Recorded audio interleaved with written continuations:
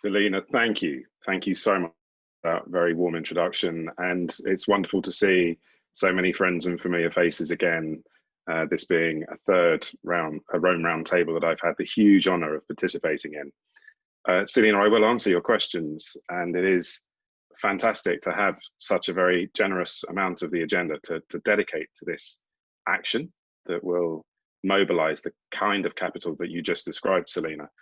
Before I answer your questions, I wanted to give a little bit of a story actually about how the Rome Roundtable has made huge action already happen. And we have the privilege of having Herbrand Heverkamp and Paulina Murphy with us here as well today from the World Benchmarking Alliance.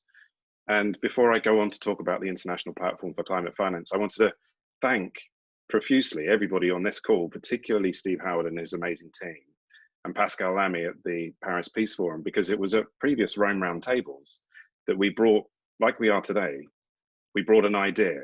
And the idea previously was to build global free league tables available to all of civil society, all of the faith communities, to rank the world's largest companies on how they were impacting on the Sustainable Development Goals.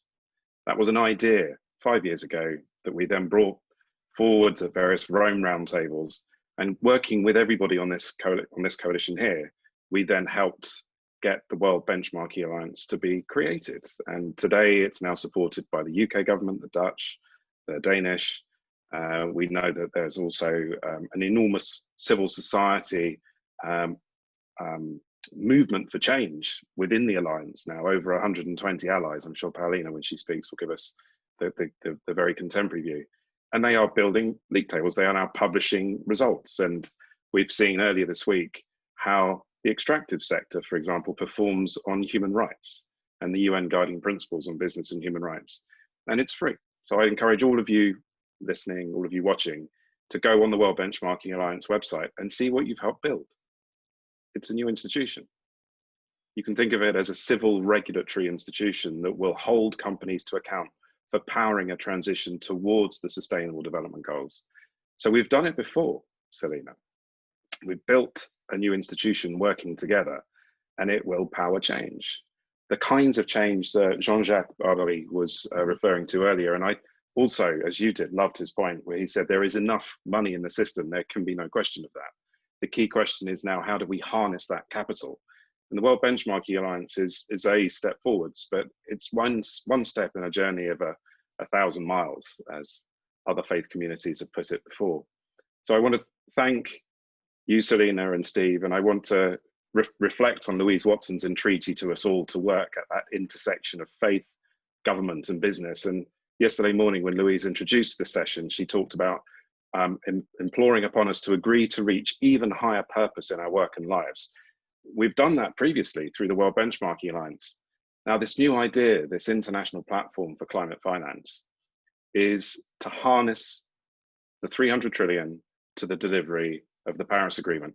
Those of you that have read the Paris Agreement will know this already, so forgive me. But for those of you that haven't, Article 2.1c within the Paris Agreement says that every government commits to align finance with the vision in Article 2.1a. And the vision is, of course, the 1.5 degrees objective. We're at just over 1 now, and ideally keeping it less than 2 degrees. So the Paris Agreement is a vision, a political vision. It's a political process in the form of the Conference of Parties and the UN Framework Convention on Climate Change. And it's a set of political plans which come from each country, their nationally determined contributions. But it isn't a financial vision. It isn't a set of financial plans, and it isn't a financial process. It was never intended to be. But 5 years after the Paris Agreement was agreed, we still don't have that financial vision, plan, and set of processes.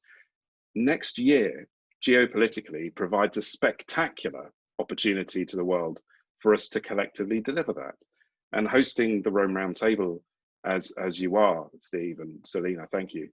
It's obvious to me that the G20 agenda coming up next year, where of course Italy will be hosting the G20, in conjunction with the G7, where the UK will be hosting that, in conjunction with both of those countries convening the Conference of Parties, the 26th Conference of Parties of the UN Framework Convention on Climate Change in Glasgow, we have an incredibly rare, I think it's unique, planetary alignment of these geopolitical opportunities to, if you like, achieve huge orbital velocity as we try and launch this program, using less energy than we would otherwise need if it weren't for the fact that we have the G7, the G20, and COP26 that we can align them. So given that post the coronavirus, we now have 12 more months to dream bigger with huge vision in the movement of Laudato Si and the vision that was set out in the papal encyclical in 2015. We've been reflecting on what was achieved in 2015 by the papal encyclical. My first conference of parties was in 1999 in Bonn, COP6. Paulina and I both attended COP21 in Paris. We also saw the Pope address the UN General Assembly before he addressed Congress. And we watched as the US, the opinion, the popular opinion in the US was moved by what Yale University call now the Pope Francis effect. The popular opinion moved, and it enabled Obama to sign the Paris Agreement, and then Biden in April to ratify it. And Paulina, I don't know if you remember, but we were both there when Biden held his granddaughter and signed ratified rather, I should say, the Paris Agreement. It was the fastest ever ratification of any UN document in history, because they were worried that, of course, the Trump administration would effectively do what it has then done over the last 4 years. The Trump administration has ossified the global system of finance on climate change. I know there's an enormous amount of appetite within many financial organizations in the US. You've heard from Amundi, you're hearing from Aviva. I know there are US organizations that would want to do more, but the norm does not support that in the US. That norm will be changing now. People who work within institutions in finance in the US, and they are, let's be honest, the world's largest financial organizations, are domiciled and often listed in the United States. Those people now will be liberated. Not just those individuals wishing to take voluntary action, but the global regulatory authorities, the likes of the International Organization for Security Commissioners, the likes of the Financial Stability Board, the International Accounting Standards Board, the IASB, they all want to take action, but because the US is a member state of those and the OECD and the UN, the multilateral system, the global regulatory system has been held back. So what I wanted to do in this next, I have one slide that I'd like to share, and then I'm going to show you how the IPCF harnesses the system. But for everybody to understand this, for everybody to share the vision and to be able to imagine what it will do, we all, of course, need to understand the financial system itself. And there are some of us on this call who work in it and have done, in my case, for nearly 25 years. But that's not the case for everybody. So if I could ask for the slide that I have, which is the system slide, to be shared here.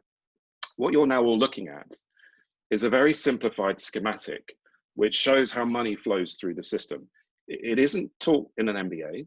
It isn't taught in a, thank you. It isn't taught within conventionally within secondary education. You have to have worked in finance for a little while to begin to see how it all fits together. So if you like, this is a little insight into how the system fits. None of you should feel that you should have understood it beforehand. As I say, no one has taught it unless you really opt into a finance master's. So a little canter through the system. On the left-hand side, you'll see people who invest euros in this case, because we worked with the European Political Strategy Centre to build this slide. They then used it for Juncker's high-level expert group on sustainable finance, which built a sustainable finance action plan, which is now driving policy across Europe in a big way. I'm going to come back to that point in a minute. I had the privilege of serving on that, and Paulina and I attended a number of the meetings. So the individual investors may invest with asset owners, perhaps a pension. Those pension trustees in many markets, but not all, but many markets, and certainly most of the very big ones, will use large investment consultants like Aon or Willis Towers Watson or Mercer to then select fund managers like us, like Amundi, and we as fund managers will buy and sell companies like Anglo American that are listed on a stock exchange, sometimes in multiple exchanges.